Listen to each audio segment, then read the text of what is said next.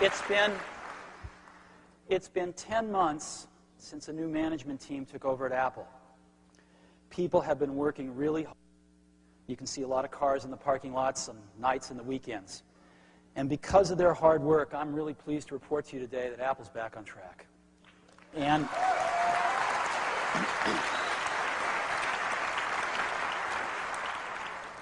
And because of this, with the foundation this gives us, we're going to announce some great new products today. And we're even going to roll out the whole product strategy today. We do that. I just want to spend a few minutes and take you through some examples of how Apple is back on track. The most important thing, of course, is people. Apple's got now a very wise board of directors. Apple's got a very strong senior management team. I would hold the senior management team at Apple up against any other in the industry. But most important, Apple's got some very talented employees. Just incredibly talented people. And when you have great people, the most important thing is to not lose them. When I came back to Apple last summer, Apple was losing a lot of them. The attrition rate annualized was 33%, which meant that if Apple kept losing people at that rate, in a year, a third of them would be gone. And I'm very pleased to say that 10 months later, the attrition rate is 15%. And that is under the Silicon Valley average today. And that's a very good sign. And part of that is because people now see how Apple can win again. Another part of that is because we've made Apple a much more entrepreneurial place. All of the key employees have lots of stock options. Another key thing that we've done is distribution. We've made a lot of changes in the way Apple distributes its products, a lot of tune-ups across the distribution system. And of course, one of the bigger ones was at the national level, partnering with CompUSA. They're the biggest, and they decided to reinvest in Apple, and it's worked out great. As you know, they put an Apple store within a store in each of their approximately 170 stores throughout the US. When we started this program, Apple represented 3% of the CPU revenues sold by CompUSA. 6 months later, Apple represents 15% of the revenues of CPUs sold at CompUSA.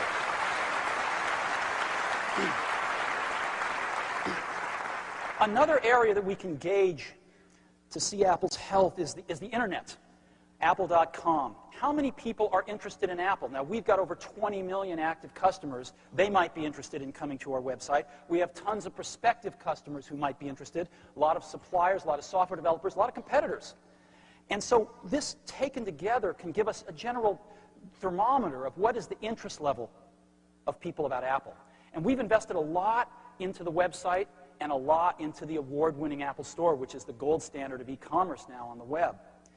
And a year ago, we had 1 million hits per day.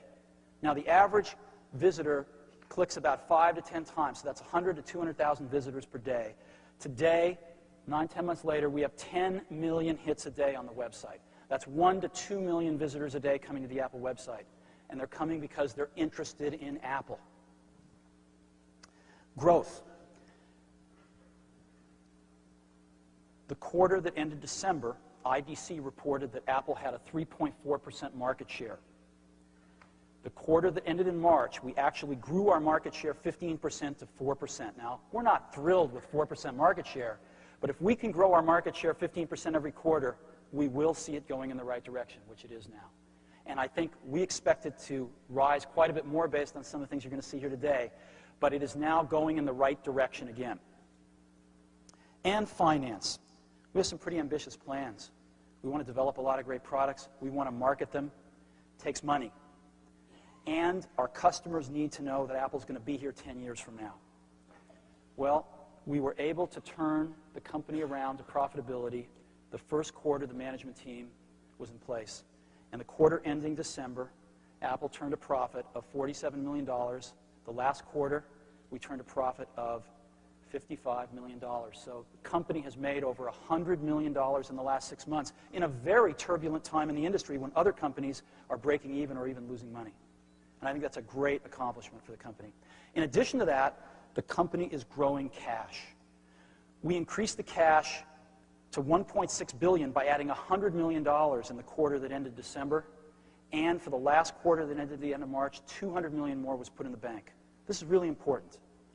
And lastly, last July, if you took the number of shares outstanding and you multiplied it by the stock price, the company was worth $1.8 billion. We've added $2 billion to the worth of the company since then, and I think it's just getting going. So these are some indications about how Apple is back on. So we went back to Business School 101, and we said, what do our customers want in our products? What kind of products do they want? And they wanted two fundamental kinds of products. They wanted consumer products, and they wanted pro products. Our design and publishing customers primarily wanted the pro products. Our education customers primarily wanted the consumer products. But they also wanted two different kinds of each one, desktop and portable. And we looked at this and we said, now, this looks pretty simple, but we couldn't find a way to come up with anything else that captured what they wanted as succinctly and as clearly as this. We said, finally, this is it. We've got to make 4 great products, and we can meet the needs of what our customers are telling us they want. And we've spent the last 10 months working like crazy to try to do just that. So the first one was the desktop pro product, right? The core of our publishing market. And of course, we introduced that product in November based on the G3 chip. It's a Power Macintosh G3. And we've had exceptional success with this product. We've sold over 500,000 of these in the first 6 months of the product's life, making it the most successful new Mac in Apple's history.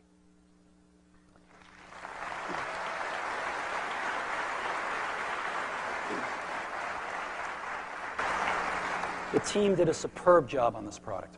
It's based, of course, on the PowerPC G3 chip, which is a screamer. Now, its competitor, of course, is the Pentium 2. And what is remarkable, what's hard to fathom, but true here, is that for a given clock rate, a PowerPC chip is twice as fast as a Pentium 2 chip. In other words, a 266 megahertz G3 is twice as fast as a 266 Pentium 2. Or a 266 G3 is equal to about a 500 megahertz Pentium 2. Of course, you can't even make one of those, but if you could, that's what it would be equal to. A 300 megahertz G3 chip is equal to a 600 megahertz Pentium 2. Now, how do we know this? We know this not only by using the systems, but we got the best independent benchmark there is, which is Byte Magazine's Byte Marks. And these are sort of one of the gold standards in the industry of performance. And they publish the results. And here's the results. The blue bars are the 266 and 300 megahertz Pentium 2s, and the bars on fire are the G3s. And they just toast them. And as a matter of fact, Intel, we've been running some ads, as you know, Intel went back to Byte Magazine and said, this can't be true. And Byte Magazine examined all of their tests, and they stood by their results and republished them. Now, Intel has since come out with a 400 megahertz Pentium 2. How does that stack up? Not much better. Not much better. And so, when we run these ads, they're very effective in our testing.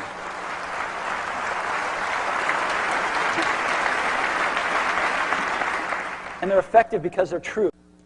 We are extremely happy today to introduce a totally new PowerBook G3. This thing has been redesigned from the processor to the keycaps, and it is going to set the new gold standard for portables out there. It is hot. It's also very beautiful. This is a side profile here, and this is what it looks like from the back. The back of this thing even is gorgeous. And, oh, one other thing. It eats Pentium notebooks for lunch, too. And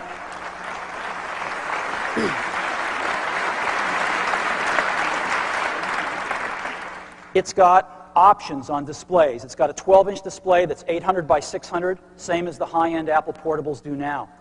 But it goes further. For the first time in Apple portables, it goes beyond 12-inch displays to a 13-inch 1024 by 768 display, and that same resolution in a 14-inch display. 12, 13, and 14.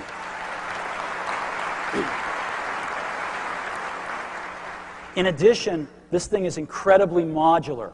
It's built with these two bays. And so you can put one battery or two batteries in. Each battery gives you 3.5 hours of battery life, so you can have up to 7 hours of battery life with two batteries. You can also put in a floppy disk drive, a CD-ROM, a DVD-ROM drive, or a third-party zip drive in there, and the bays are all hot swappable. The batteries are designed with a special feature. Just push a little button. It tells you exactly the state of the battery, whether it's in or out of the computer, and it's got the best keyboard of any portable we know of out there. Now, this thing is powered by a G3 chip, so it is a screamer. And it comes in 33, 233, 250, and 292 megahertz. So we're putting our fastest chips into these things, which we can do because ours don't draw very much power, and you don't have to fry an egg on them. And so we went out and said, okay, how does this stack up against the other Pentium notebooks out there? We found the fastest Pentium notebook you can get. Matter of fact, they're really hard to get because they can hardly make them. And we had one flown in special. This is the latest, greatest one, a 266 megahertz P2. And these are the byte marks, right? 3.9. Let me show you the 3-speed ranges of the new G3 PowerBooks.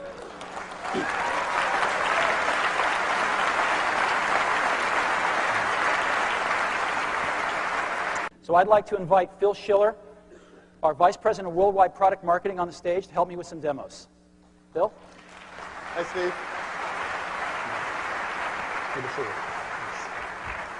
Tell us about your computer here, Phil. Well, I'm glad here to come out and try to take you on head-to-head because you asked me to go out and get the biggest and the best, and I did.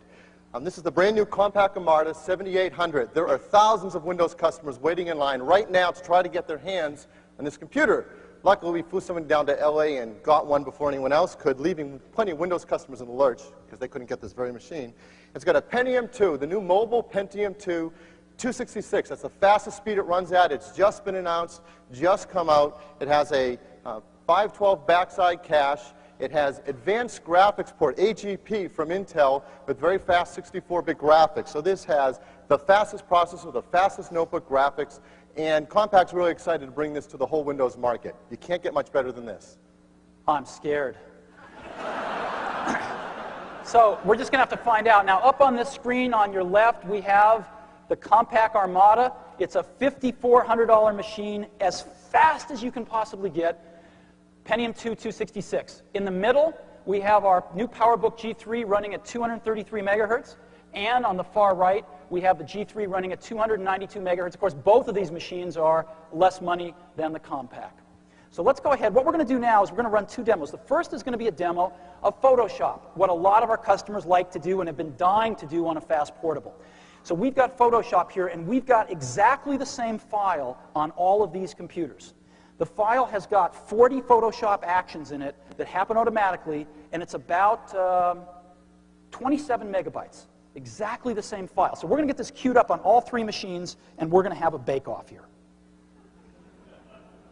And Steve, this is a great demo because even a lot of the Intel people show off Photoshop to take advantage of the fast MMX processing in the Pentium 2. So same demos Intel does, we can do cross-platform. All right. You ready to go? Sure. 3, 2, 1, go. Here we go. We're racing through those 40 actions right now. Compositing, cropping, throwing on blurs, doing the types of actions Photoshop customers do every day. Boy, the 292 is really in the lead here. Let's see. Done. 292 is done. 233 is getting close. Done. And Godfrey, your Pentium there is still entertaining us. I think I can. Fastest Pentium notebook in the world, ladies and gentlemen. And it's almost done. It's done. Yay! Okay, our second demo is we've got Macromedia Director here. And Macromedia Director is used by a ton of our customers for multimedia presentations on the road as well. And we've got, again, a 30 megabyte director file. Not that big. And it is exactly the same file on all the machines. So we're simply going to play it on these machines. And they're great demos because they exercise the graphics, the processor, the cache, the entire system to really get the most of the multimedia performance. Okay, so here we go. Macromedia Director, 30 megabyte file, exactly the same file on all three machines. Ready, set, go.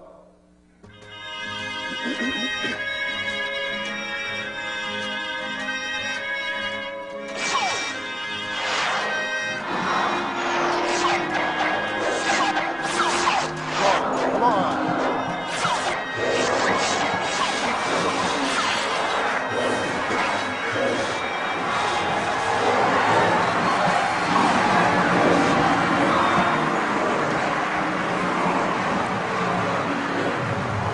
Done.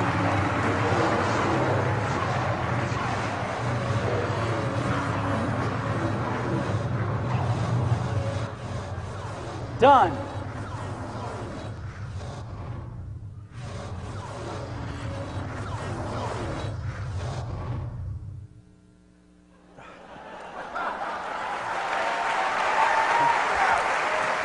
Thank you. Well, today, I'm incredibly pleased to introduce iMac, our consumer product. And iMac comes from the marriage of the excitement of the internet with the simplicity of Macintosh. Even though this is a full-blooded Macintosh, we are targeting this for the #1 use that consumers tell us they want a computer for, which is to get on the internet, simply and fast. And that's what this product is targeted for. I also means some other things to us. We are a personal computer company, and although this product is born to network, it also is a beautiful standalone product. We're targeting it also for education. They want to buy these. And it's perfect for most of the things they do in instruction. It's perfect for finding tremendous source of information over the internet. And we hope, as you see the product, it will inspire us all to make even better products in the future. So we think iMac's going to be a really big deal. Now, what should it be? Well, we went out and we looked at all of the consumer products out there. This is a picture of one of the better ones. And we noticed some things about them pretty much universally. The first is they're really slow. They're very slow. They're all using last year's processor. Very, very slow. Second is, they've all got pretty crummy displays on them. They're generally 13-inch, a few 14-inch, and the quality of them is very poor. Apple designs all its own displays, so we're used to something much better, but these are pretty bad. Likely no networking on them. Some have it, most don't. Old generation I/O devices. And what that means is they're lower performance, and they're harder to use, and most of them aren't, so plug and play. And these things are ugly. So,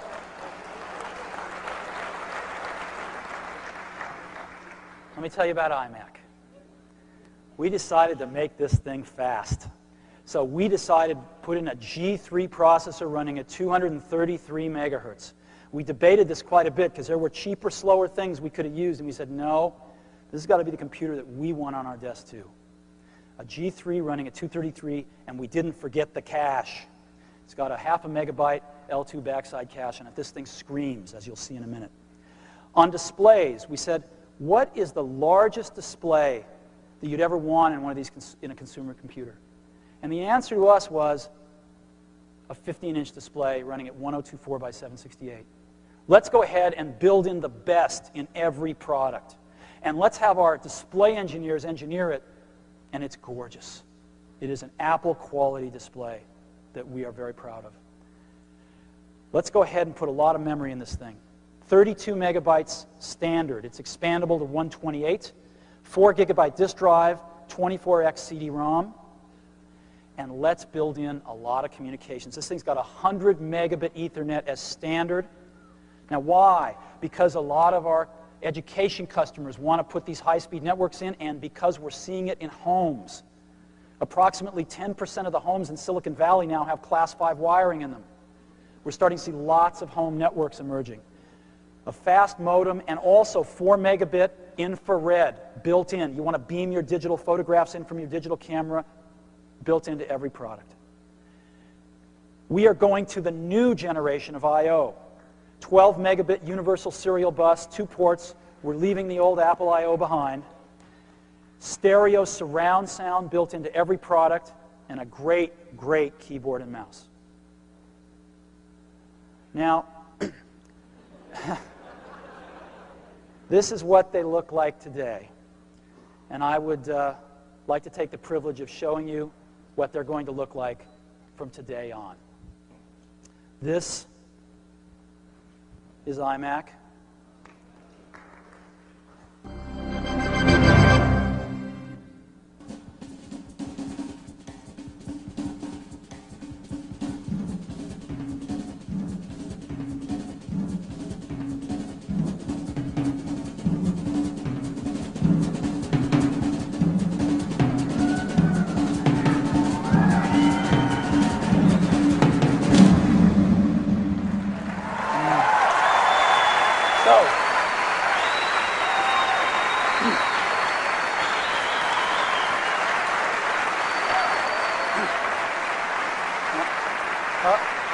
Can you go back there and do that again? Go back and come back.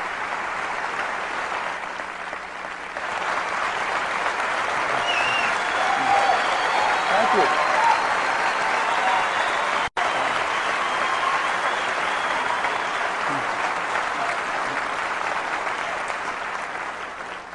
So if I can get this screen switched over, we've got a wireless camera here, and I'd like to show you what this thing looks like. Come on in. You got to see this thing in person, but I'll do the best I can with video. This is iMac. The whole thing is translucent. You can see into it. It's so cool. We've got stereo speakers on the front. We've got infrared right up here. We've got the CD-ROM drive right in the middle. We've got dual stereo headphone jacks. We've got the coolest mouse on the planet right here. Come on around. All of the connectors are inside one beautiful little door here, the Ethernet, the USB stuff.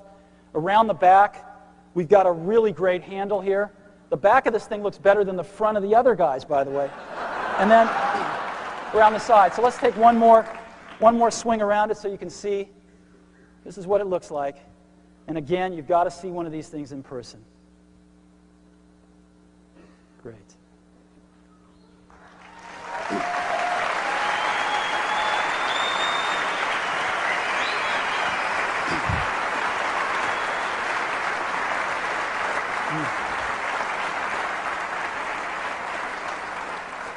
Yeah, I've got some slides of what this looks like too. I mean, this is incredible compared to anything else out there. It looks like it's from another planet. And a good planet. A planet with better designers. Look at this keyboard. It's so nice. 2 universal serial bus connectors on either side, so you can plug the mouse into whichever one you want, whether you're right or left-handed, and you have the other one for peripherals. Look at this mouse. It's the most wonderful mouse you've ever used. Tell us about your computer, Phil. Well, as Steve mentioned, we went out and got the hot new compact Presario 4540, and it does have an AMD K6 233 megahertz MMX optimized processor with a 256K pipeline cache on it. In fact, Compaq advertises this as a third faster than most all other 233 megahertz products. And of course, we have a 233 megahertz product too, and we'll see if it is a third faster. But this is the best thing you can buy in this class of products, and customers are just eating them up. Well, great. Well, I have an iMac. And so why don't we put them through their paces?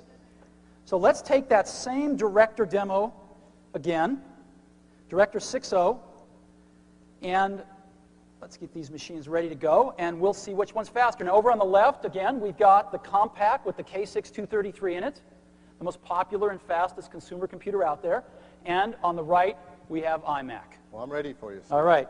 3, 2, 1, go. Come on.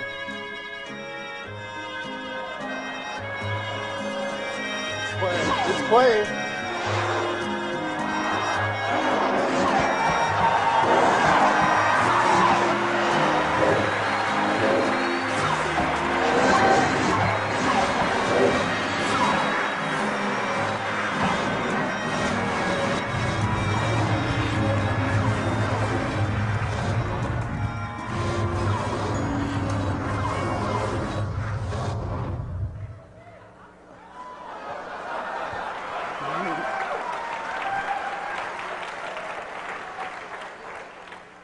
Do you want to put it out of its misery or let it go? Yep. And I got the fastest consumer product you can buy at any price. It's the brand new Pentium 2 400 megahertz MMX processor and the compact Presario 4880. And over $2,500, that's without networking. There's no networking that comes with it, and that's without the monitor before you add that. So when you add those things, it's over $3,000. And this thing has a 100 megahertz memory bus, a half a mega pipeline cache, 2x accelerated graphics port graphics, so it doesn't get any bigger or badder than this. Well, I have an iMac. So we've got the consumer K6233, the fastest, meanest, baddest Pentium 2 you can buy, 400 megahertz, and iMac. All right, Phil. 3, 2, 1, go.